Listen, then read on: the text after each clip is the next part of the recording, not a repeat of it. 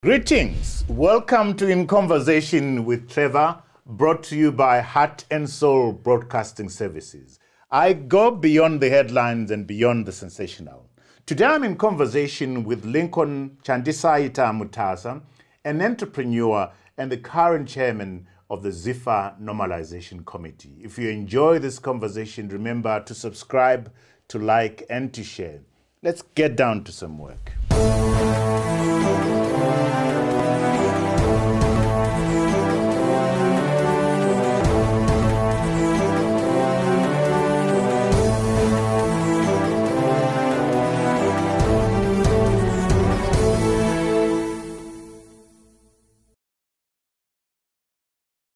Nkoma Lincoln Mutasa, welcome to In Conversation with Trevor.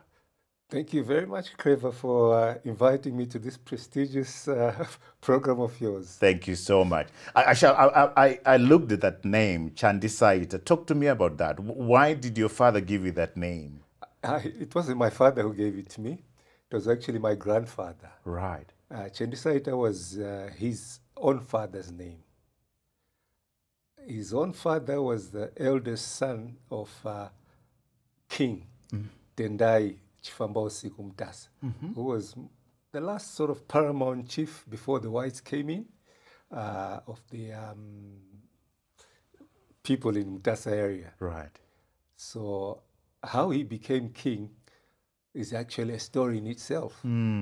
His own father had been murdered by his brother so that he could assume the chieftainship or the kingship.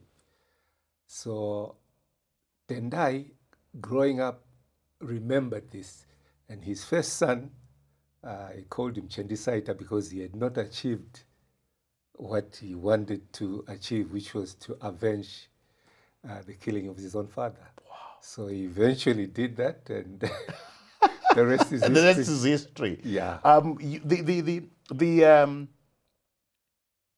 He then took you, your father then took you to the UK, where you were educated. Talk to me about that period of your life. Yeah, I think that was a formative part of our growing up, but I think it started in Zimbabwe here, where it was still Rhodesia then. Did you go to school here? Yeah, I went to school here. Which school did you go to here? I started off at Nyanyazi Primary. Yeah. If you remember, Nyanyazi was a hotbed of politics in the 50s. Yes. Then after that, I went to Tambara Mission and then ended up at Hatsel Primary School. Soon after, that's when we left for the UK. But at Nyanyazi, that's where the interesting part starts, in the sense that my father joined politics. He was the Nyanyazi representative of the NDP. So as a kid, my father would take me and sit me in between here as he and Ndabaningi Stole would address people in the communities there. And any meetings that they had, political meetings, I would always go with him. As a kid, and we would play with the other kids while our parents were having meetings. What then happened is... You're the firstborn? Yes, I'm the firstborn. Okay, it's yourself? Chipo, Shingai, and Chomnoda. Okay. Yeah. Then what happened while we were in Nyanyazi, he was arrested. I think this was in 58, 59, because of some uprising, and this is when all the nationalists were rounded up. It was still Rhodesia and Nyasaland, so he was gone for 3 months, but I remember the day they came to pick him up in a Land Rover, Jeep. All those things sort of impacted me as growing up. When he came out a different person. How long was he in there for? 3 months, I think. 3 months, okay. Yeah. But he feels he got educated there. Inside. Meeting people like Ona D'Souza, like Banda, all sorts of people from within the nationalist movement. Yeah. He came out, and in Nyanyazi, he was a teacher, but he had also started a business. He had a shop. But he realized the shop was not going to bring him enough money to achieve his dream to further his education. So he decided on promoting music. And he took Dorothy Masuka and Cheka Imwenje was a traditional dancer. He took them around the country. Right. Yeah, the whole of Rhodesia, South, Northern Rhodesia, Malawi. It was Nyasaland then. Yes. And Elizabethville in the DRC. So he raised enough money to buy his ticket, and off to London he went. And that was in 61. While there, we continued schooling here with my mom. Then he got he couldn't get a scholarship because he didn't have all A levels. So King Itai David, as his name was, decided the only thing that he could do was drive, to be a chauffeur. And lucky for him, he got a job driving Sir Llewellyn Davis, a lord. And this gave him chance to earn some money as well as correspond. So he would do those rapid results, correspondent books, to try and get his O levels, and then get his O levels and then his A levels. Once he had this, he now was able to get a scholarship. I think in those days there was the Commonwealth scholarships and things like that. And another luck came along, well, God's will really, in that they would give you scholarship for the whole year. So he got this scholarship, a lot of money for the first year, and with his entrepreneurial abilities, he decided, no, he was not going to put this in the bank. He decided to buy a house in London, 14 Gallia Road, and having bought this house, he put in the lodgers and the Zimbabweans, and that's how he lived. To make more money. You're right. That was the first year. The second year, he used that bulk money to bring my mother over to join him in London. Then the third year is when we were sent over to the UK. Wow. Yeah. Wow. That's very interesting background that is so important to who you've become. Because it's whilst you're in London, you then continue with your education in London. Correct. Talk to me about that part of your education in London. Yeah, it was an interesting educative experience. First of all, I think, going back a little, when my father went to the UK, in 64, he came back here. As he came back here, he came back to the formation of ZANU in, was it Kwekwe or something, in Gweru there. He was then elected or nominated as a student's representative in Europe, or the European representative for ZANU. So as you can imagine, when we get into London, our house was, activity. It was an activity place with everybody, most of these nationalists coming through. A lot of even the students, most students who eventually played a major role at the independence had actually come through our house. People like Komadevi Karimansira, the late, a lot of them. We would actually sleep with them because when they come, they don't have a scholarship or a place. So they would come and the boys would be with us and the girls would be with my sisters.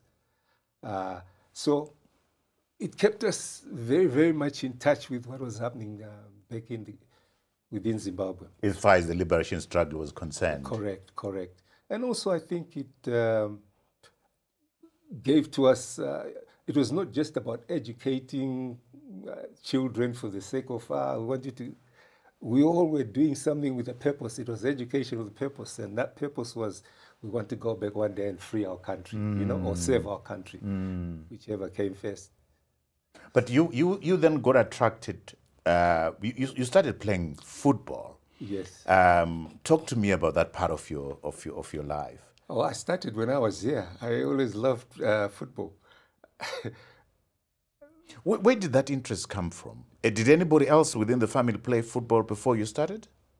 My uncles from Mutambara. One, I think, Sekur Ferres is a goalkeeper. But every Rosen Founders holiday, there used to be a team. They would play and would always go with my uncle and watch these games. And he fell in love with being a goalkeeper, and he played, I think, for some team in Bulawayo there. I was always interested in the, in the fields. People motivated me. And at one school tournament at Mtambara, I think there was Old Mtali playing Mtambara Mission, and a shot was hit. And I wanted to show that I could play. So I put up my leg and I got blisters. From the shot? From the shot. But at least the ball had stopped and had gone back in. And I don't know, it took me some 2-3 weeks before I fully recovered. But at that time, I'd fallen in love with it. Yeah. But you didn't play formally then. You just had an interest. It was just the streets and the dust, the paper balls or something like that, plastic paper balls. It's true. But you get to London, you start playing. Talk to me about that bit. I get to London. The shock is that I live here when I'm doing Standard 5. That is in June of '66. And then I'm put into the primary school. But within 2 months, I'm now doing Form 1 because of my age. And the year starts in September. So they'd actually just wrote me into the Form 1. And this is at Highbury Grove, comprehensive Initially, school, it was Boundsbury. Okay. But Boundsbury merged with Highbury Grammar. Okay. To create Highbury Grove. Okay. So effectively, I went to Highbury Grove from Boundsbury for Form 2 onwards. But then in the UK, all these age group teams, you had a school team, for the Form 1s, for the Form 2s. And I straight away got into the Form 1 team, Form 2 team. And we also had house teams, your house color. Yes, your colors, yes. Yeah. So I played in the house team and then eventually in the school team. And somebody tells me that Arsenal had an interest in you. I'm an Arsenal supporter, so when I saw the Arsenal thing, shame on us. Arsenal came scouting for you. Talk to me about that. We grew up in Highbury. Yes. Daniel Road is in Highbury. Yes. So all the schools the school that I went to is within the catchment area for Highbury. I also played for Islington, which is the district. Yeah. And so naturally, most of the kids who were in Islington would always be taken by Arsenal either for training and joining them as apprentice. A lot of the top players from the Islington team did join the Arsenal, with people like Charlie George, although he went to Holloway. Within Islington, we were playing in the same teams. He went to Highbury and became a star. Other classmates, I think, or age mates, my classmate was actually Dave Donaldson. He also went and joined the Arsenal. When the scouts from Arsenal came, they actually approached my parents first to say, look, we feel your kid we could improve his game and we would like him to join us as an apprentice. My father did not say yes or no. He sort of said, okay, I will discuss with Lincoln when he comes back. And when I came back, he told me the news. He says, look, we had scouts here looking for you from Arsenal.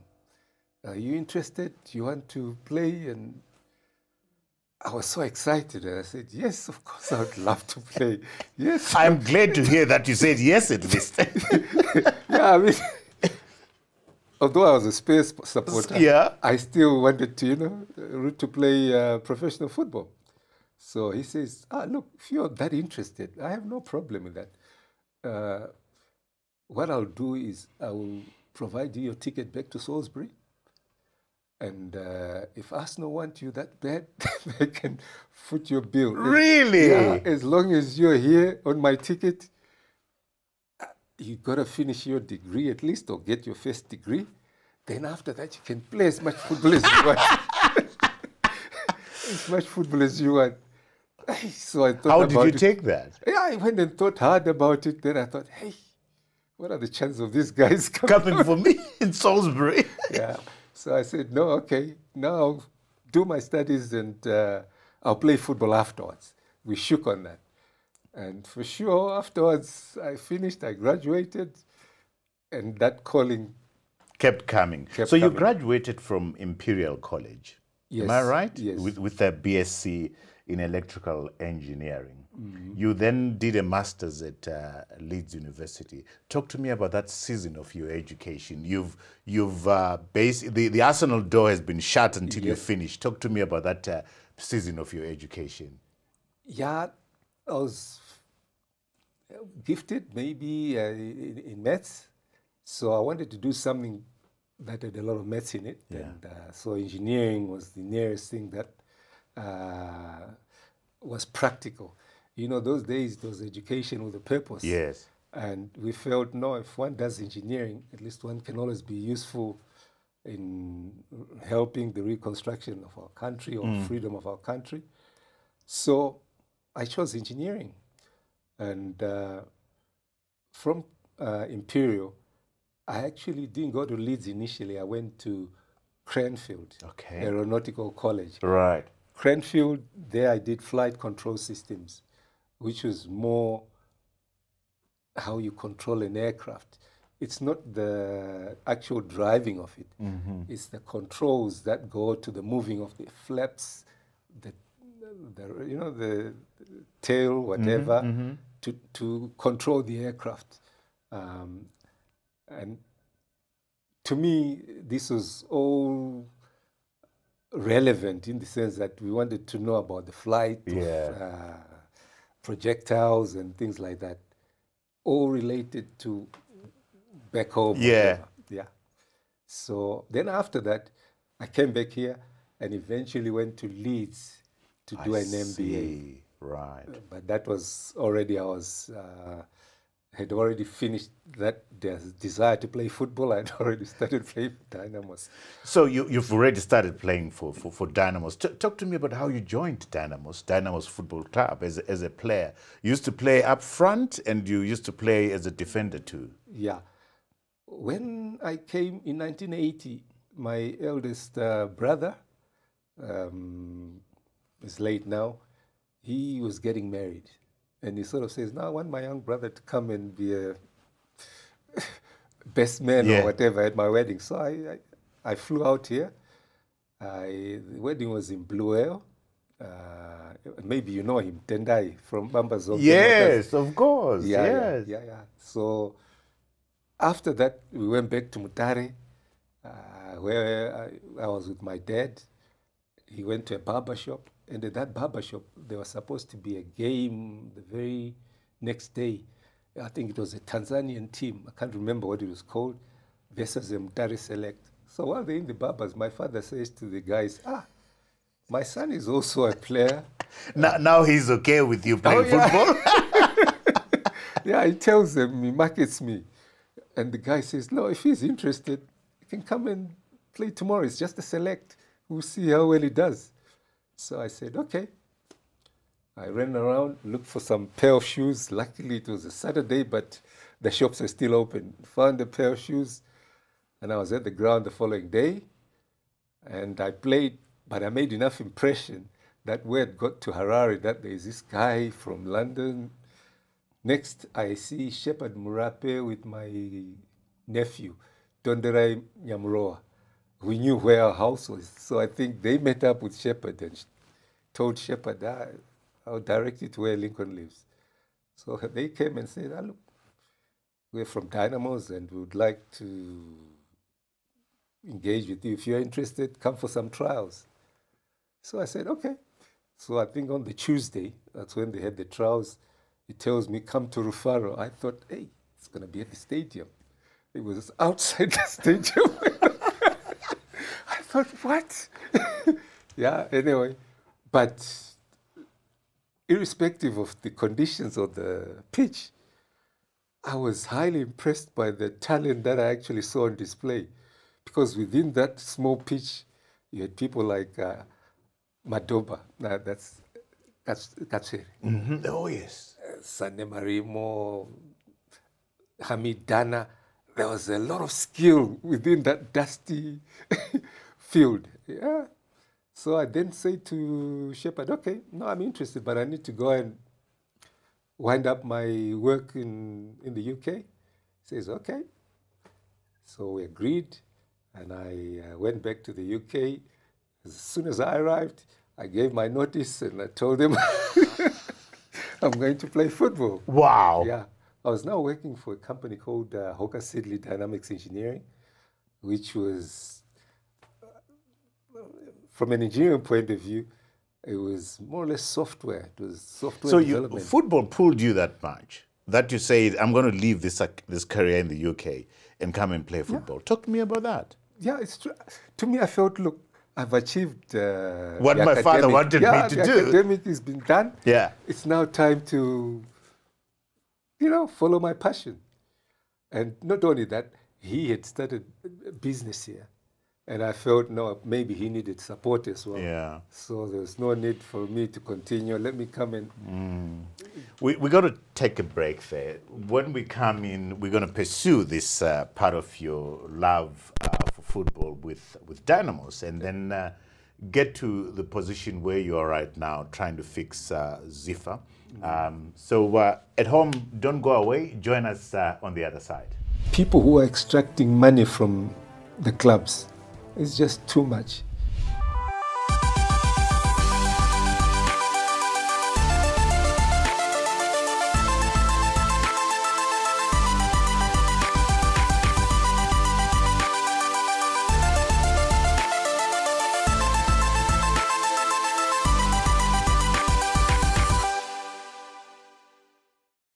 Welcome back to our conversation with Lincoln Mutasa, entrepreneur and the current chairman of the ZIFA Normalization Committee. So let's go to Dynamos. So you start playing for Dynamos, front and right back. And this was a very I remember watching you. This was a very interesting time to be involved in football. Talk to me about, first of all, what this Dynamos looked like. Who was in the team that you played with, and the coaches and so forth? At the time I joined Dynamos, there's a lot of talent on display. You had the captain, I think, Sande Marimo. It was almost the representative of the Zimbabwe first 11. Edward Kachere, Oliver Katea, David Mandigora, July Sharara, David George, Room Boy, Kudam Chemei. This was like, it was a display of You're taking talent. me back to those beautiful times. I think Jaffet and, what was the other one? Jaffet Murabe, eh? Mparutsa, Mparutsa, yes. It was just, that was 1 to 11 of the national team. It was highly talented. You found a place there. Which place did you enjoy playing the most? The first game, believe it or not, Trevor, I was substituted after 10 minutes. Right. Yeah, no. I've come from the UK. I've got all this press publicity, British recruit for Dynamos. And, of course, the ground was packed like that to see this British recruit. I get in there. I'm wearing the number 9 jersey. And I miss a sitter. Wow. And the whole Vietnam just went wild.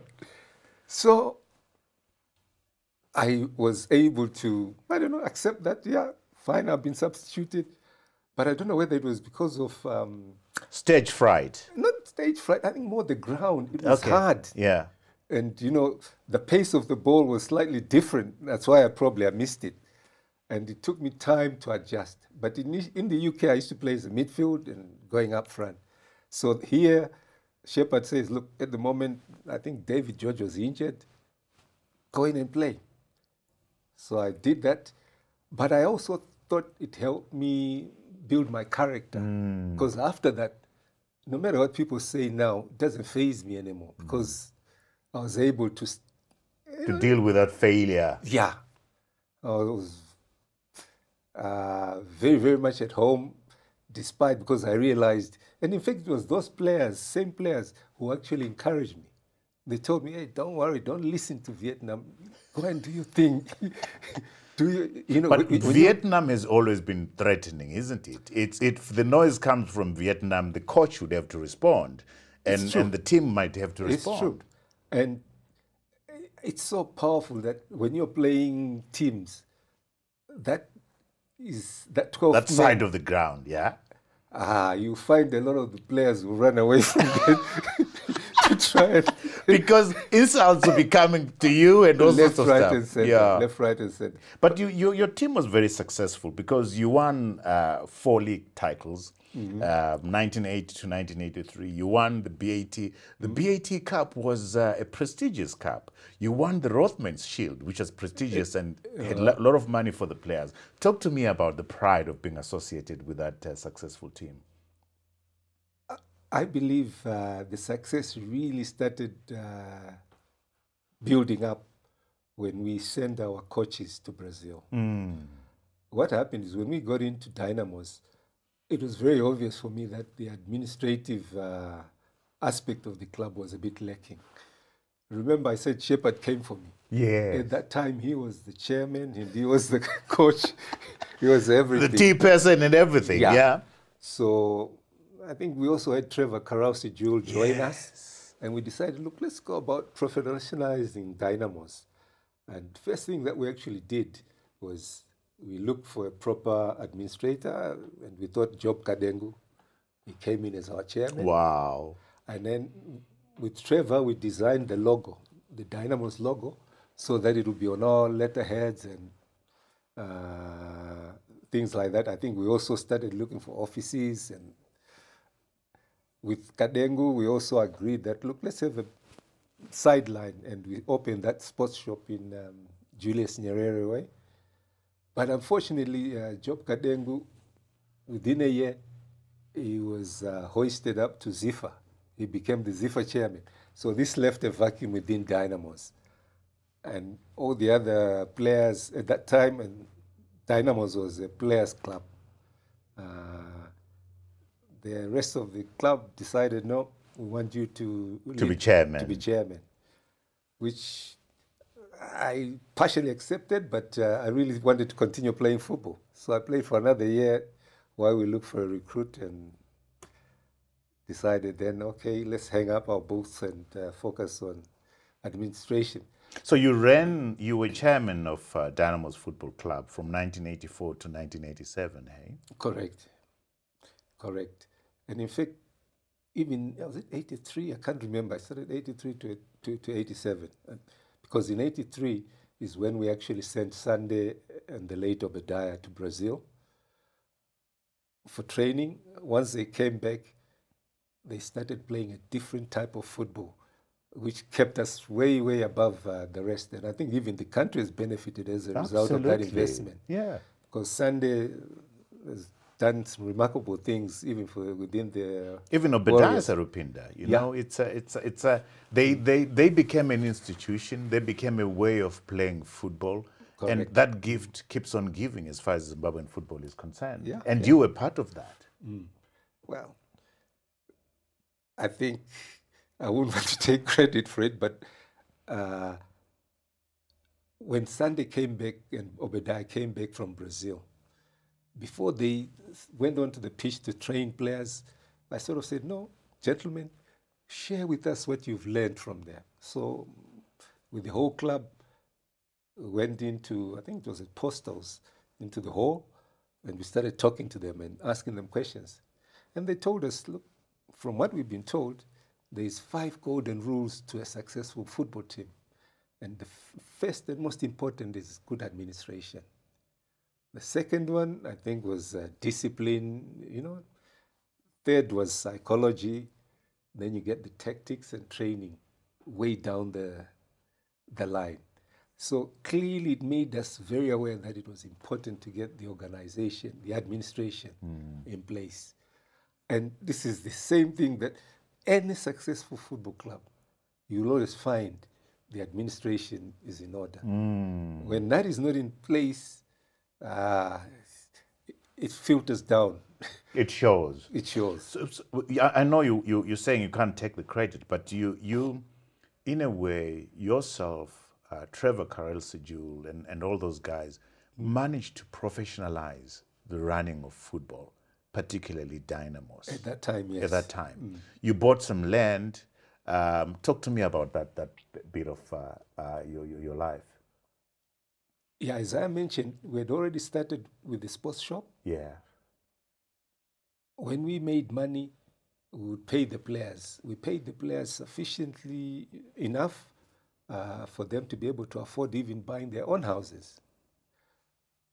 The club was successful in the Champions League. And within the Champions League, the revenue was that much more sweeter in the sense that there were not a lot of people having money from the club.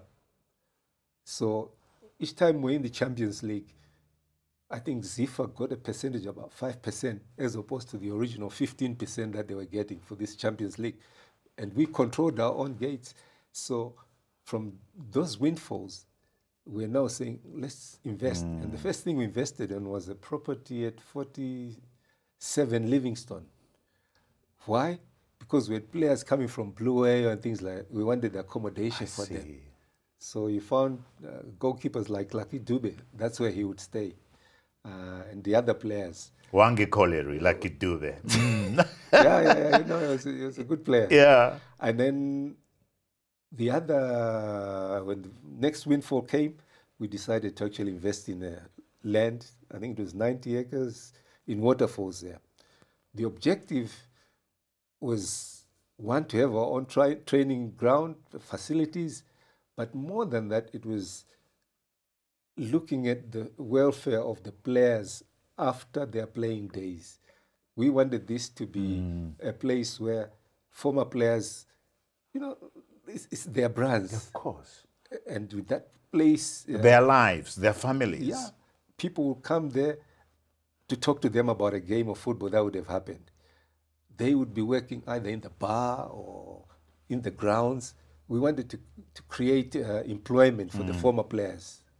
Once somebody finishes his football, he can come there, whether he starts an academy, whether he starts what, at least there will be, you know, continuity. Yeah, yeah. You were also you also got involved in the first transfer of a Zimbabwean player to Europe, Moses Chunga.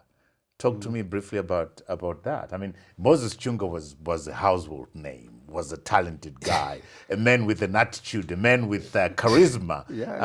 Talk to me about that bit of his career, moving him to, was it Anderlecht? I can't remember the name.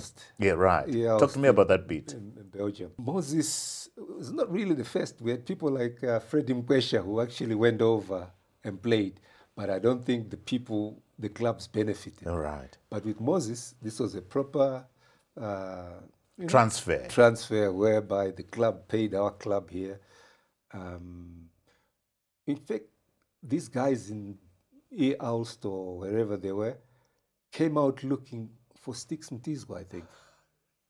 But Sticks at that time... Caps United. Yeah, well, he had already joined the army. I see. And I think there was issues. Black Rhinos Football Club. Correct. So out of desperation, they said, who can we get here?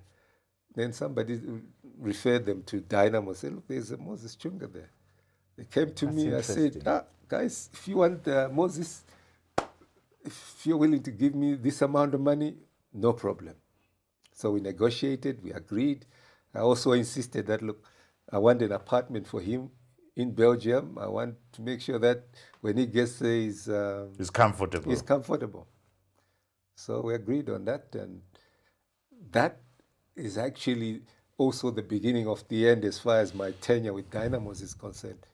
Because before he went, we were in the Champions League, and we were due to play Kano Nyaounde. So I wanted Moses to be in our team. So we said, okay, he'll come for a month's trial, but he has to come back here to fulfill this game. So they agreed with that. We went to Yaounde. We lost, I think it was 2-1 or something. But difficult playing in West Africa. But we knew we would hammer them. When they come back. When they come back. And that's the whole point of Moses, making sure that he comes back.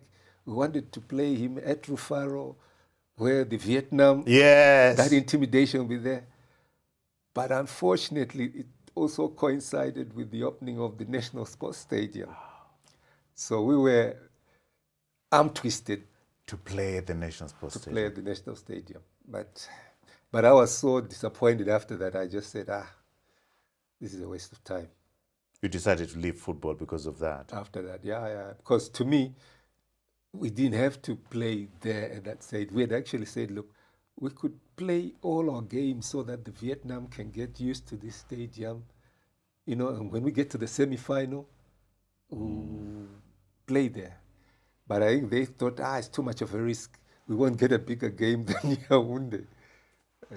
Was this ZIFA? Yeah, it was ZIFA. No, but not ZIFA, I think... The government itself, the Minister of Sports. Yeah, because I actually spoke to former Vikari Manzira, I think it was the Minister of Sport. We had the patron, Minister Sekaramai. I spoke to all those guys. And they said no. They and said, you decided no, enough. Yeah, to me it was just a waste of time. You know, if you knew the amount of efforts that we'd actually put in to get the administration to that level, within that year, I think we had aircraft. We hired chartered planes to go and play in Lubumbashi. Zaire, yeah, for us to qualify to the quarterfinals. But because that was coinciding with the independence, we had a B team go and play in Blue Air. And then in the night, we returned back with our chartered planes so that we could play the final tomorrow at the National Stadium. So all this effort, and then people don't recognize that you actually trying to... You said, no, I'm not sticking with this. No. So, what you've just outlined right now, Lincoln, is the heyday of Zimbabwean football, when things are working and that kind of stuff. Mm-hmm. It's no longer like that, Lincoln Mutasa. Mm-hmm. Zimbabwean football is not there. So you get appointed when ZIFA gets, when Zimbabwean football is meddles, and politicians rather meddle with Zimbabwean football. Mm-hmm. What did you find wrong? In your view, what's gone wrong with our football? If I be honest, I think there's two sides to it. Yeah. There's been the growth of the game worldwide, and where you found things like DSTV, the Premier League, has taken a lot of the support base from the sport. Internally, I think some of our laws have also hindered the growth of the sport. People still look at football like a recreation. Not an industry. Not an industry. They definitely need to view it as a business. And if we treat it, as long as we treat it like a recreation, I don't think it will grow. Why do I say this? You find that clubs, if you look, I think 2 weeks ago, Dynamos were complaining that they only received 24,000 from a game against Highlanders. People who are extracting money from the clubs, it's just too much. If we go through the percentages, 20% goes to the city council for the hire of the ground. You're getting, PSL might get 9-10%, ZIFA takes a 6%, SRC takes another 6%. That's just before the game has even started. You know what I mean? Over and above that, you are getting a situation where you still have to pay the cashiers, you have to pay the security, the police. It's a mountain for any club to survive. So I actually take my hat off to all the clubs that have remained viable, you know. It's okay for the small teams or the teams that are managed by companies or that belong to companies. But for the clubs like Dynamos, Highlanders, it really is, even Caps, we need to find a model that addresses that aspect of it so that more money starts flowing back to the clubs. I'm going to stop you there and we take a break. More money needs to flow back to the club, to the players, so that the spectators come and watch the game, so that the clubs earn money to pay the players. Correct. And then I want us to really focus on your current role with the Normalization Committee, what it is that you're supposed to fix and how far the whole process has gone. So at home, please don't go away. Join us on the other side. Why should we go and watch people who are going nowhere? That touched me, because I looked at that and said, that's me 30, 40 years ago.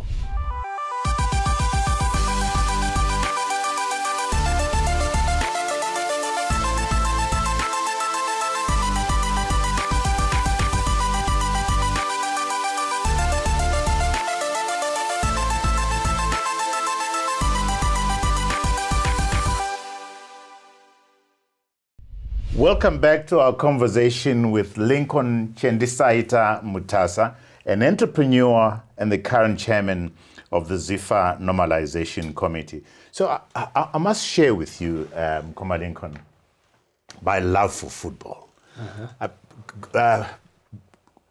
Born in Bulawayo, Highlanders supporter, Bruce Grobler, going to Barber Fields to watch Dynamos playing Highlanders when we were at high school was the highlight on Sundays. That's where everybody would be going. The excitement and that kind of stuff.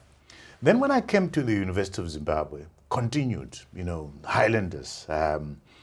We would actually drive on Friday evenings from the university to go and watch Highlanders playing Dynamos or Caps, Barberfield Stadium. Whoa. That's how we were into football, But it was because football was Martin Ndlovu, Peter Ndlovu, Moses Chunga, all those kind of, it was an entertaining thing. You got value when you got there.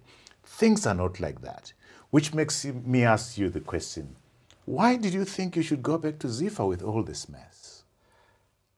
I think you've more or less highlighted a key point there. Football is part of the entertainment industry. And as long as we do not treat it as part of the entertainment industry, it means we'll not be able to create that excitement back. Even the sponsors, they shun away because they can see the crowds are dwindling. The minute the crowds return back to soccer, we'll be getting more sponsors and that entertainment will come back. I feel I've come back purely because, well, two things. Number one, when I was in Mutare last year, during the World Cup, there were some small boys who were buying DSTV airtime. And I asked them, why are you wanting to waste money here? Why don't you go and watch at Sakuba? Then they said, why should we go and watch people who are going nowhere? That touched me. Because I looked at that and said, that's me 30, 40 years ago. Then I said, okay. Painful. That. Yeah. So I said, no, let me put my name down just to try and get these kids to be noticed again, the players. And for sure, what I'm beginning to see now, there is a lot of football taking place. Only on Saturday, I was at Alex Sports Club, and I saw a lot of the excitement. Social football is there. Yeah, it's coming back. A lot of those social clubs have now affiliated with ZIFA or are wanting to affiliate with ZIFA. Tell me, what shocked you the most when you got back? I'm touched by this story of these young people in Sakuva who are paying subscriptions to DSTVs to watch football because there isn't any local football. What shocked you when you got into looking at what is happening at ZIFA? I think when you looked at it, it was the dysfunctionality that was within the place. The place, I think, had lost a bit of direction. It was now more like a media house. And in fact, the reflection was the people on the staff, it was much more media heavy as opposed to focusing on the core business, which is football. Wow. And clearly that's what we needed to address. So as we speak right now, we've actually fully populated the technical department, which comprises things like grassroots officer, coach educator, referees desk, women's desk. The key drivers of football is what we've actually been trying to put back in place. Another thing is that ZIFA had almost become a skeleton of itself. In the olden days, it wasn't just ZIFA in Harare. ZIFA would be in Blue. The regions. The regions. Now, when we came in, we can see that there's been that disengagement with the rest of the country. So we need to re-engage the rest of the regions, and this is what we're probably working at right now as we try and prepare for elections. So you've been criticized for the fact that it's taken longer. Mm-hmm. Why is it taken long? I mean, your term has had to be extended. What are the difficulties? There are many. First of all, when you are trying to change an organization, you look at the present organization structure, and then you put in place a new organization chart that you feel will drive this vehicle much better. And that's what we've actually done. But it took time for us to have mutually agreed separations and then bring in new staff. I mean, that took us about 3-4 months. More critically, though, was the issue of the finances. There were no audited accounts from 2021, 2022, 2023. None of them had been done. Why were there no audited accounts? I think maybe because of suspension. Okay. And also maybe COVID might have played. I don't know. But what we do know is that when we arrived, the accountant had left, and the computer that she used was supposed to have been broken down. So we recruited the accountants, new accountants, and they've had to reconstitute these accounts based on bank statements and receipts, whatever they could come up with. So this has been done for 2021, 2022, and I think they're complete in 2023. So all these things, it's not something that you can just walk in and it's there. First of all, we had to recruit that accountant, and once he came in, he had to now go and retrace all these documents. That's a challenge that I'm glad now it's behind us. In fact, a lot of those developments or those challenges, you find they've reduced the size of the normalization committee purely because those areas have now been fully addressed. I see. How big is the committee now? It's 3 of us from 5. Okay. But you find that Mai Malaba, who was in charge of the finance, that responsibility has been taken by a full-time somebody, accountant, yeah? And not only that, they've got all the audited accounts up to speed and things are back to normal. All the accounting functions are being done properly and the right procedures have been put in place. Similarly with Skumbuzo, he was heading the technical side and he's actually put in place the whole technical department. And there's no need for him, yeah. I mean, what's now outstanding is primarily the elections. You know, the constitution, getting the constitution reviewed and changed, as well as the elections for the whole ZIFA organization to get in a new Congress. And then are you confident that the time that you've got, how many months do you have? Have you been given? 6 months. You're confident that you'll be able to achieve all that in 6 months and have elections done? Yeah, we've started. We've started now. We're at the phase or at the stage of agreeing the constitution. Okay. We've actually got a draft. We've circulated it with the members. And what happened to the old constitution? No, that's the one we're operating under. Okay, but you're reviewing it. It's being reviewed because FIFA also wants our constitution to align with the other member states' constitutions.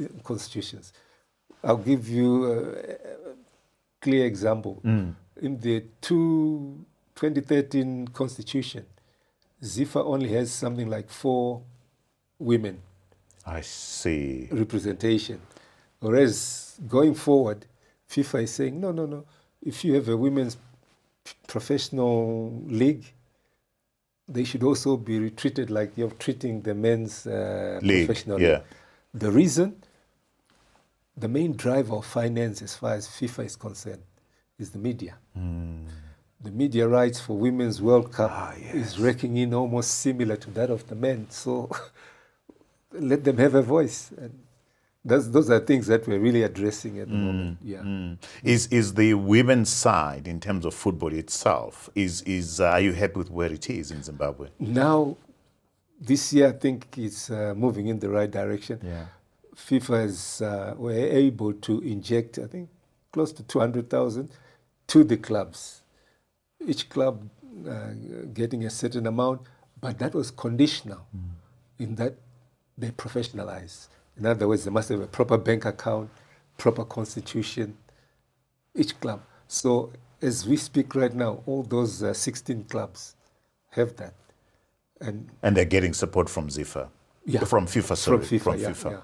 And the other thing that I know you're pretty critical of, Mkwama Lincoln, is the fact that sports tends to attract the wrong kind of people. You wish that there would be an advert that says, for you to qualify to be part of ZIFA, you should be somebody like yourself. You've played football, you have a passion for the sport. You're not just there to harvest, to use ZIFA as a stepping stone to your political ambitions or whatever. How are you going to ensure that in the elections these things are taken care of? Well, we might wish that we do have the right people, but you can never rule out chances. I think what has happened is the economy has been a bit harsh, and it has opened doors for people to feel, look, if FIFA involved, maybe I can get my Money. forex from that point of view. Not worried about the soccer, he just wants the forex. But I think going forward, yes, we'll try and put in checks and balances to ensure that, I mean, within the constitution, it was there. They used to say you got to have been involved with the club for 5 years. But we still had characters who managed to circumvent that. So this time, we're hoping that our ethics and eligibility committee will be able to do a thorough job in vetting people who come in. But more importantly, I think within the regions, the provinces, and the districts, that's the places where they should start engaging real people. Because it's those councillors who end up voting. Exactly. And the wrong kind of people. Correct. And what we've also done is we've tried to get as many of the former players, legends, to be involved back in the game. Are they coming in? Many are. Almost every game that we've played internationally, we've always had some legends around. I think we've had Peter Ndlovu, we've had, what's his name? More recently, Alois Bunjira. Quite a number of them, they've come in and been with the team. And we're telling them, please go out and help all these other former players to be engaged. So I'm going to put you on the spot and say, we're going to look at the ZIFA going forward and measure it up against it's Lincoln Mutasa who came in and either sorted this thing or messed up this thing.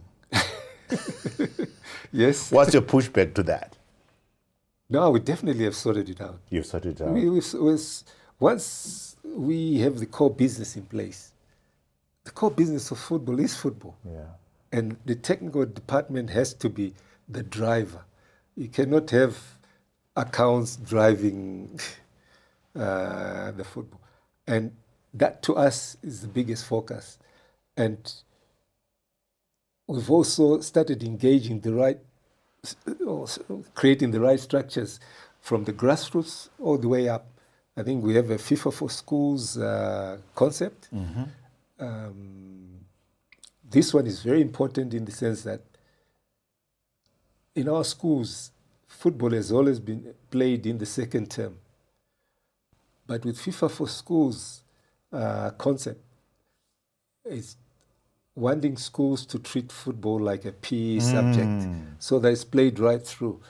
And the program, which we initiated, I think, some 6 months ago, around March, encourages kids to be confident, to create friendships, just using the ball. It's a skill. Exactly. It's a talent. Exactly. You can live on it. Exactly. So, and I'll tell you the other thing, which a lot of people don't realize.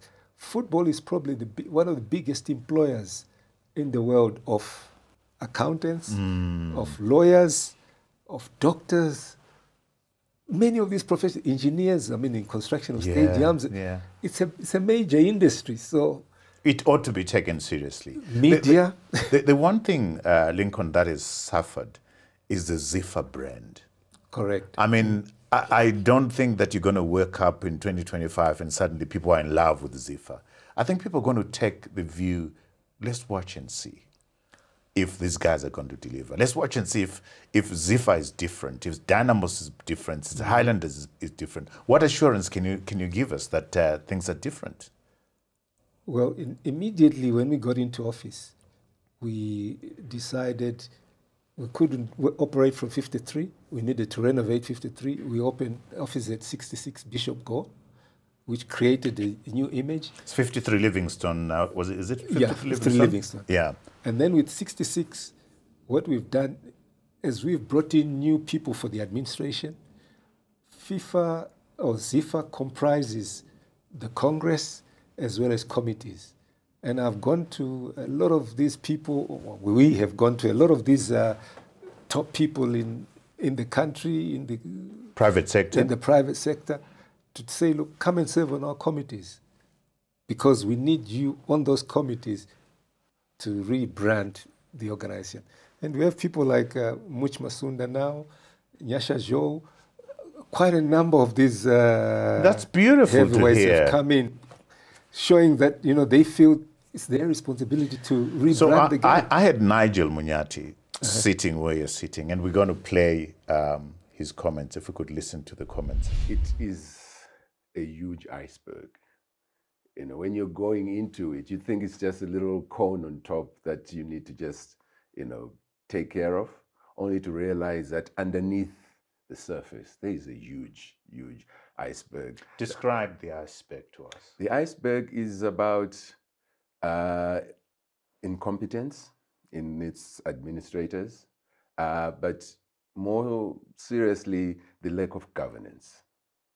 It has become an accepted practice that things are done in a less than competent, professional way. Yeah, and it's accepted like that, and it's been like that for maybe the last 30 years, maybe even going back to before independence. If you look at the presidents of the Football Association, elections for the Football Association, it is expected that, you have to pay the voters if you want to get elected, and I thought I could change that.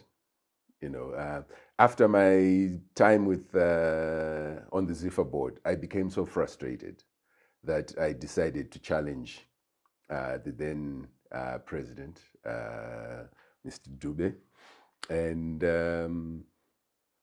I mounted my campaign, but I even said it in the media, in my interviews in the media, that we needed to change that mindset, that you should pay for your votes, because I was arguing that the promise of what I can do for our football, and you've already seen what I was doing. We did a few very good things. I was the board member marketing for ZIFA. And we did a few things which unfortunately were countered by resistance. Actually people resisting you doing a good thing because it challenges, the president. But anyway, we went for the elections, and I can tell you the others put in thousands of dollars into buying votes. I told the councillors, what we call the assembly, that I was not going to pay for their votes. I went around the country and spoke with them and sold them my vision, what I was promising to do for football. and all that. But I was not going to pay them for their votes because we wanted to change the way we did things in Zimbabwean football. And they all said, yeah, it's a good idea, one elderly gentleman who's late now, rest his soul, he actually called me in the evening after I'd been with him in the afternoon. He says, Amanyati, everything that you've said was very nice. Everything you're promising to do, it's been very nice. But this other person has been looking after my family for the past 4 years. And if you're telling me that when you become president, you're not going to be doing that, by voting for you, I would actually be bringing starvation into my family. And I'm afraid I can't do that. I had to say to him, well, if that's how you look at life, Wakuru, there's nothing I can do. And essentially, Nigel was saying the corruption, the bribery, the unprofessionalism. Have you dealt with that so that people like Nigel Mnyati can come in and serve? Nigel is, how can I put it, is one of the warriors or champions to try and fight this, because actually we had the same elections when we saw this negative aspect of the game, corruption. I mean, we're talking about these councillors being put in a hotel one night to determine the future of ZIFA for the next 4 years.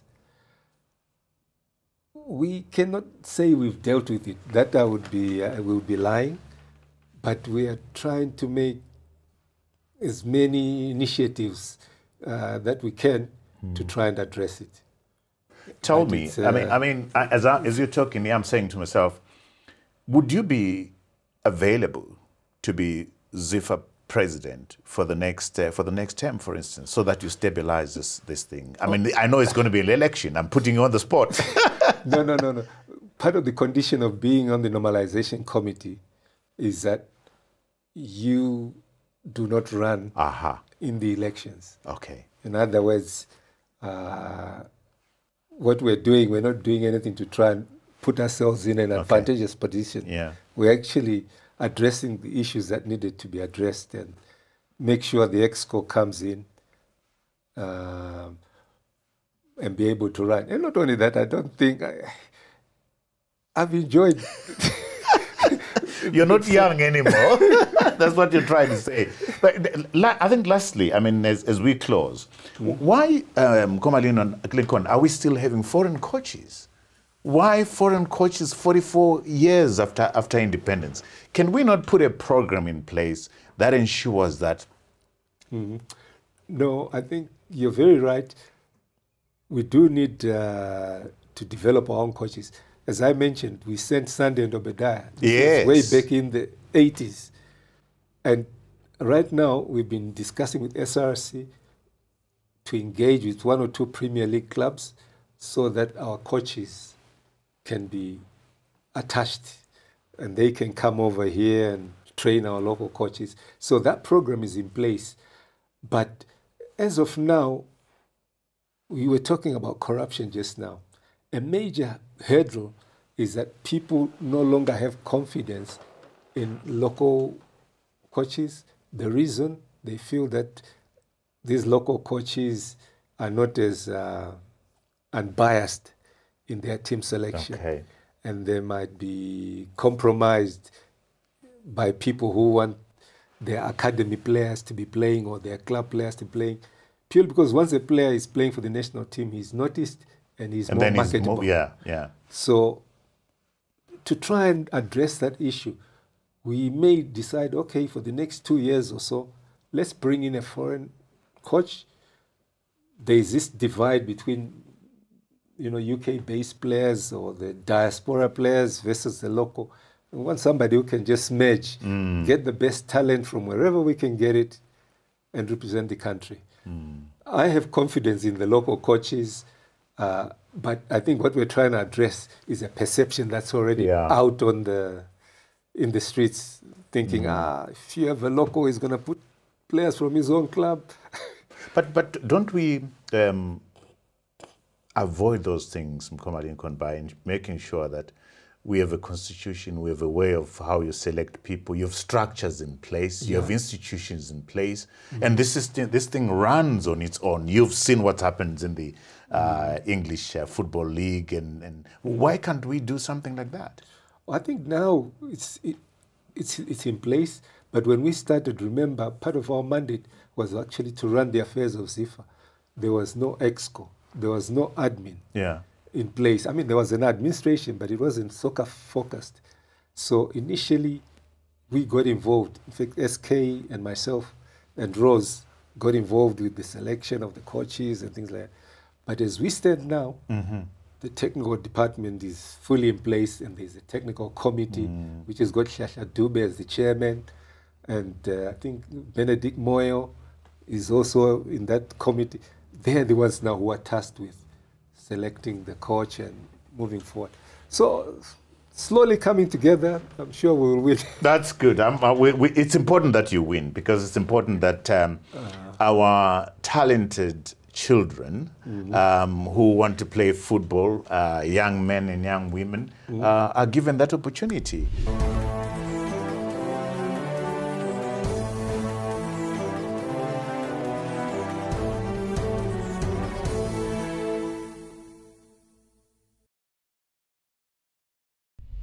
I know you've brought me books. We love books on this show, so I'm going to go to us discussing the books. What books have you brought us for, which you are recommending for people to read, Mkoma Lincoln?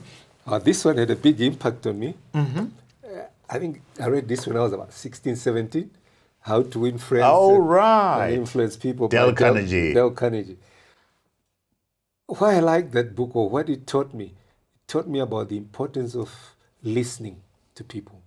So you tend to find a lot of people like to talk, but he tells you, listen. Listen. You get more from listening, and it's a skill that not a lot of us have. Listening. Yeah. Rather than being heard. Yeah. Wonderful. The next book? The next book, well, let's start off with this. Both of them are Chinese. 36 Strategies of the Chinese. Oh, right. As applicable to business environment. These strategies, yes, we're talking about application to business, but you can also use same strategies in football. So to me, 36 strategies of the Chinese, adapting ancient Chinese wisdom to the business world. Yeah. Confucianism and things of that sort. That kind of stuff, yeah.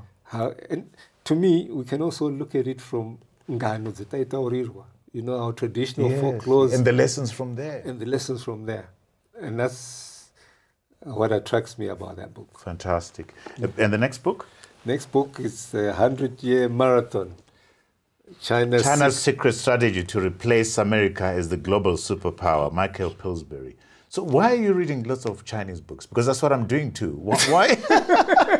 But I want to know why you're reading Chinese books. Why? To me, that one, when I started with electronics, in my profession, in the profession, one of the things that I realized, we didn't have the technology here.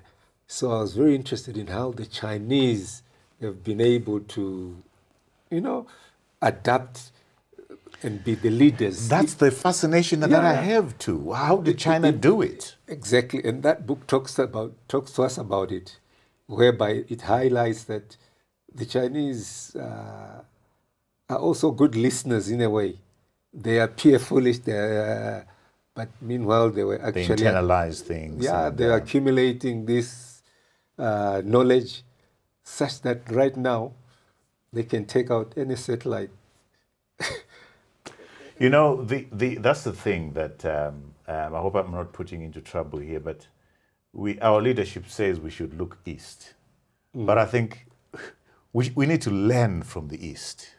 We need to learn from the Chinese and see how they did. I get the sense that we're not doing that. And I'm delighted that you are recommending these books. Yeah, no, they're excellent books. Yeah. I think you learn from anywhere in the West. Exactly, but China has done it, starting off from maybe a base such as ours. So there's a lot to learn from that. Even Japan. Exactly. Remember the cars when we used to laugh? Yes. And now everybody goes for a Toyota. And yet there was a time when they were a laughing stock. Lincoln, thank you so much thank you very much for coming through. having us here. Thank you so much. And you're doing a big job. I think rebuilding ZIFA is a big part of nation building. I'm passionate about nation building, and I think nation building is a lot of components.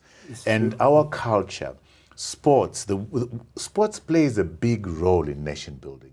It's where we go to relax. It's where we go to be entertained. Yes. It's where we go to show our prowess and celebrate and so forth. So what you're doing is very important, and I wish you all the very best. Thank you. With normalizing ZIFA. Yeah, we pray so, and we also wish your program to grow from strength to strength. Thank you. Thank you very much for having me. Thank you for coming. Thank you for coming. Allow me now to turn to our viewers, Lincoln, and say thank you so much for your support. Remember, we are a weekly show. We are on air on YouTube, 7 a.m. Central African Time every Monday. To ensure that you don't miss out on any of our quality conversations, please go onto the subscribe button, press to subscribe, go to the notification button, press that so that you get an alert every time we have one of those shows. Remember, we have put all our content on our website for your listening and viewing pleasure. That's where our podcasts sit. So thank you so much for your support. Keep your comments coming. Until next time, cheers to you all.